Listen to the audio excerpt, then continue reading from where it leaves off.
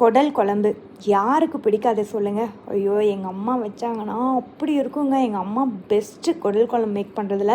நான் ரொம்ப வருஷம் ஆச்சு சாப்பிட்டேன். ஏன்னா நாங்கள் ஆஸ்திரேலியா வந்ததுக்கப்புறம் நான் குடலே வாங்கினதில்லை. ஏன்னா எனக்கு ஒரு பயம், அவங்க எப்படி க்ளீன் பண்ணி கொடுப்பாங்களோன்னு. ஏன்னா வீட்டில் அங்கேனா அப்பா அவ்வளோ நேரம் உட்காந்து க்ளீன் பண்ணுவாங்க. இங்கே நம்ம கடையில் வாங்குகிறோம், எப்படி க்ளீன் பண்ணுவாங்களோ, நம்மளுக்கு ஒழுங்காக க்ளீன் பண்ண தெரிலனா என்ன பண்ணுறதுன்னு இவ்வளோ நாள் வாங்கலை. ஆனால் இந்த டைம் சரி ஓகே, என்ன நடந்தாலும் பரவாயில்ல, நம்ம வாங்கிட்டு வரோம் செய்கிறோம் அப்படின்னு சொல்லி நான் வாங்கிட்டு வந்தேன். ஆனால் சும்மா சொல்லக்கூடாதுங்க, உண்மையாகவே பக்காவாக குடல்லாம் க்ளீன் பண்ணி நீட்டாக வச்சுருந்தாங்க. அம்மா சொன்னாங்க சுடுதண்ணியில் போட்டு வாஷ் பண்ணி எடு ஒரு டைம் அப்படின்னாங்க. அதே மாதிரி நான் சுடுதண்ணியில் போட்டு மஞ்சள் உப்பு போட்டு நல்லா வாஷ் பண்ணி எடுத்துட்டேன். அதுக்கப்புறம் வந்துட்டு நீங்கள் மட்டன் குழம்பு வைக்கிற மாதிரியே இந்த குடல் குழம்பை வச்சு கடைசியாக தேங்காய் பால் எடுத்து ஊற்றி இறக்கிட்டிங்கன்னு வச்சுக்கோங்களேன். ஓ மை காட், அந்த குடலோட வாசமே வந்துட்டு ஒரு மாதிரி அடிக்ஷனுங்க. எனக்கெலாம் அப்படி தான் இருந்துச்சு.